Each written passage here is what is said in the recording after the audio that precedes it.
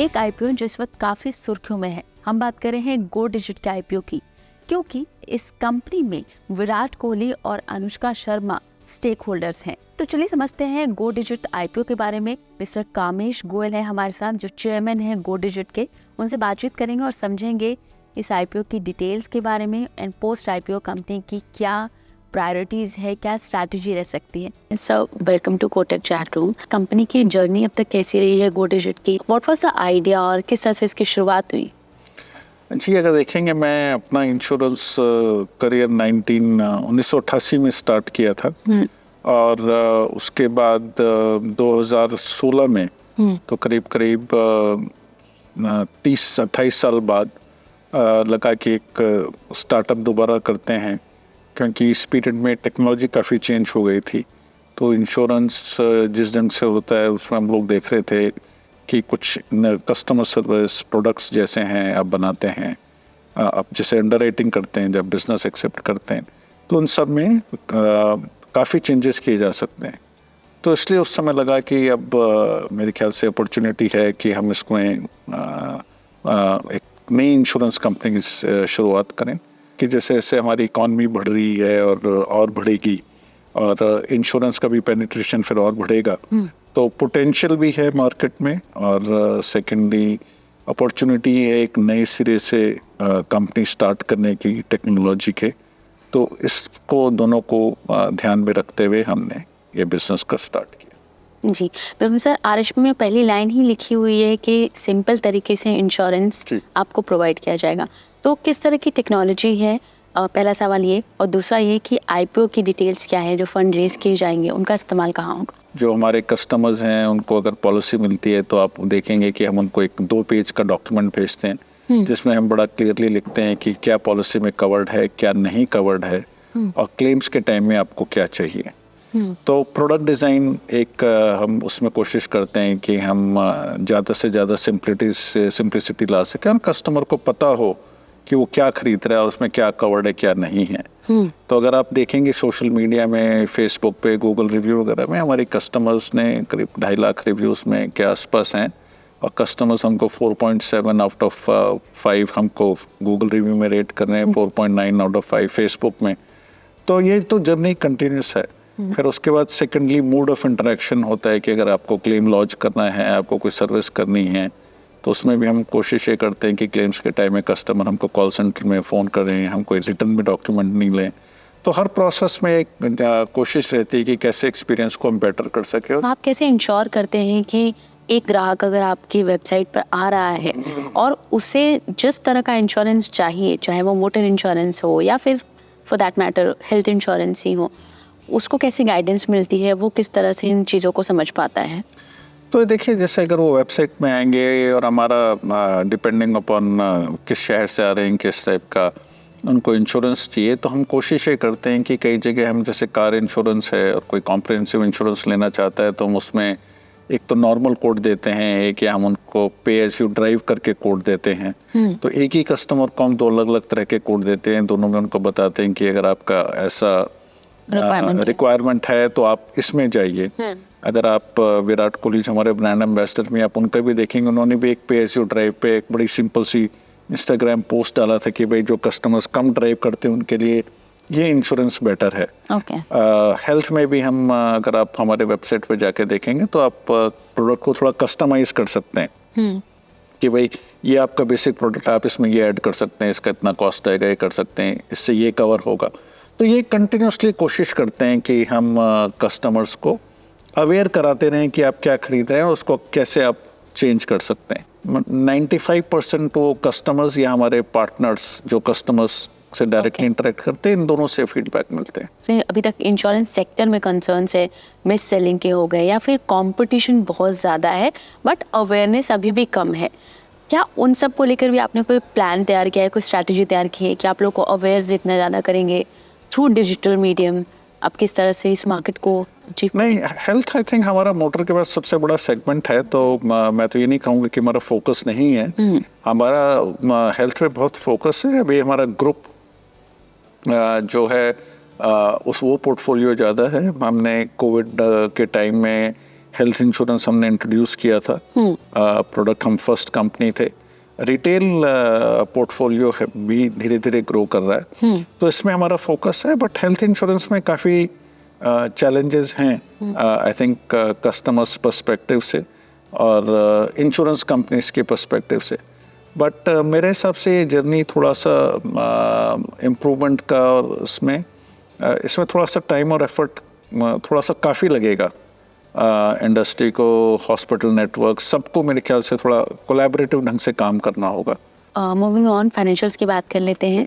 जैसे आपने बताया कि ऑब्जेक्टिव है इस इशू का कि आप सॉल्वेंसी रेशो को मेंटेन कर सके, उसका क्या प्रोसेस होगा? बाकी नंबर्स की अगर हम बात करें, आपका AUM बहुत तेज़ी से ग्रो करता हुआ नजर आया है, किस तरह के एक्सपेक्टेशंस की जा सकती है आने वाले समय में? सो अगर देखेंगे तो बेसिकली जैसे बैंकिंग में कैपिटल एडिक्वेसी होता है, ऐसे इंश्योरेंस में सॉल्वेंसी होता है कि अगर आप इतना प्रीमियम लिख रहे हैं तो आपको उतना कैपिटल होना चाहिए। और कैपिटल ज़्यादातर आपका इक्विटी कैपिटल होना चाहिए, शेयर कैपिटल। तो जो हम प्राइवेट कैपिटल रेस कर रहे हैं, सॉल्वेंसी के लिए कर रहे हैं, हमारा सॉल्वेंसी रेशियो 160% है 31 दिसंबर 2023 में, जो हमने RHP में भी डिक्लेयर किया है। हमारी उम्मीद है कि ये कैपिटल होने के बाद ये 200% के ऊपर चला जाएगा। 150% सॉल्वेंसी रेशियो आपको हर कंपनी को मेंटेन करना होता है। प्राइवेट सेक्टर में तो अभी रेगुलेटर है कि उनको सबको मेंटेन करना है। और जहाँ तक इसका AUM वगैरह का जैसे आपने बताया, तो हमारा इंश्योरेंस बिजनेस बड़ा इंटरेस्टिंग है, जनरल इंश्योरेंस बिजनेस। उसमें आप प्रीमियम आज लेते हैं, आप क्लेम धीरे धीरे सेटल करते हैं, तो उससे आपका एक फ्लोट, जो वॉरेन बफेट ने फेमसली वर्ड यूज़ किया था, वो बेसिकली उसमें बिल्ड होता है। तो हमारी कंपनी का पिछले 6 साल में, जैसा आपने कहा कि 31 दिसंबर के आसपास करीब 15,000 करोड़ का ये फ्लोट आया है। हमारा नेटवर्थ करीब 2500 करोड़ है। तो अगर उस ढंग से देखेंगे तो टोटल AUM करीब 6 टाइम तो ऑलरेडी हो गया है जी। ये मेरे ख्याल से शायद इंडस्ट्री में भी सबसे ज़्यादा है। तो हमारा जो बिजनेस मॉडल है रिटेल का ज़्यादा है, हम प्रीमियम सबसे ज़्यादा रिटेन करते हैं, मतलब री इंश्योरेंस हम को कम हमारा जाता है। तो उसमें हिसाब से अगर देखेंगे तो हमारा AUM ग्रोथ अब तक काफ़ी स्ट्रॉन्ग रहा है।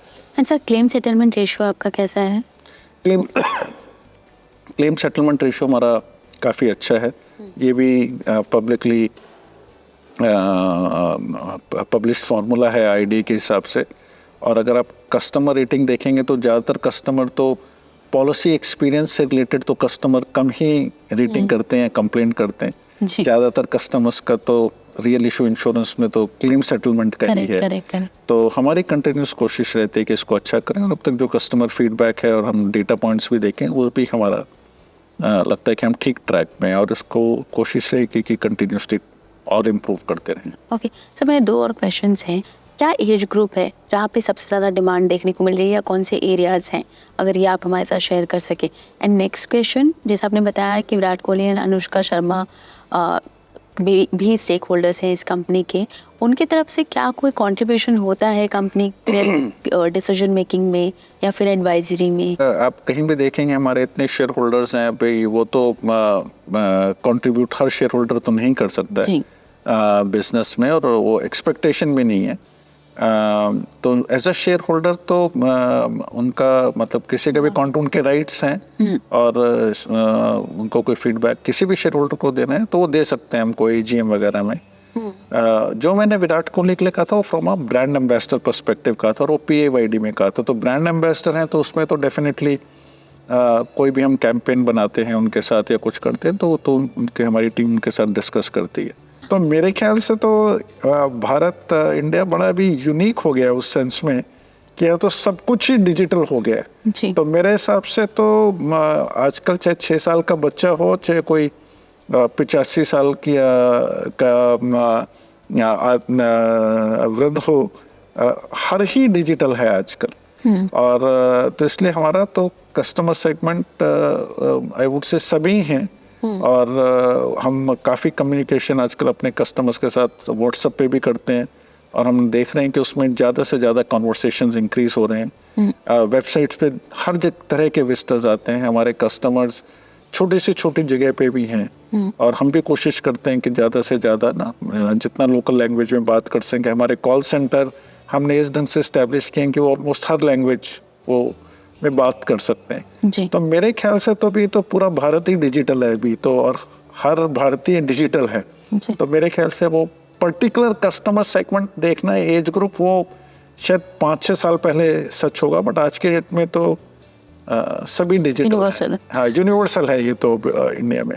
How do see the entire overall growth of insurance sector, किस तरह से आप देखते हैं? And since you have mentioned earlier that कोई एक कॉम्पिटिटर नहीं है बल्कि सभी कंपनीज कॉम्पिटिटर है, आपकी आईपीओ के बाद कोई स्पेसिफिक स्ट्रैटेजी है चेंज करने की या इंट्रोड्यूस करने की ताकि आप इस पूरे मार्केट में लीड कर सके? आई थिंक हमारा देखेंगे ग्रोथ रेट तो करीब 12 से 14% पिछले 10 साल में इंडस्ट्री ग्रो करती है। पेनिट्रेशन अभी भी 1% ऑफ जीडीपी का है। तो जैसा मैं पहले कह रहा था कि अगर हमारी जीडीपी अगले 3 साल 5 साल में जब भी 5 ट्रिलियन इकॉनमी पे पहुंचती है, अगर वो 0.1% भी पेनिट्रेशन इंक्रीज होता है तो करीब 40-45 हज़ार करोड़ का एडिशनल प्रीमियम आएगा जी। और जो नेचुरल ग्रोथ है 10-12% की वो तो है ही, तो पोटेंशियल तो बहुत है। सेकेंडली जहाँ तक आपने कहा कि आईपीओ के बाद कोई नई स्ट्रेटजी नहीं, हमारी तो कोशिश रहेगी कि जैसे कंपनी को चलाते रहे हैं पिछले 6 साल से, हम लोग लॉन्ग टर्म के लिए कंपनी को बिल्ड करते हैं, शॉर्ट टर्म से हम उतना नहीं करते। तो मेरी तो उम्मीद और हमारी सबकी कोशिश तो यही है रहेगी कि कंपनी को वैसे ही चलाएं लिस्टिंग के बाद भी, और उसकी बहुत ज़्यादा परवाह नहीं करें कि एक क्वार्टर में क्या हो रहा है। Thank you so much for joining with us and we wish you all the very best for your upcoming IPO. आपकी शुभकामनाएं के लिए और मेरे को निमंत्रण देने के लिए। Investments in securities market are subject to market risks. Read all the related documents carefully before investing.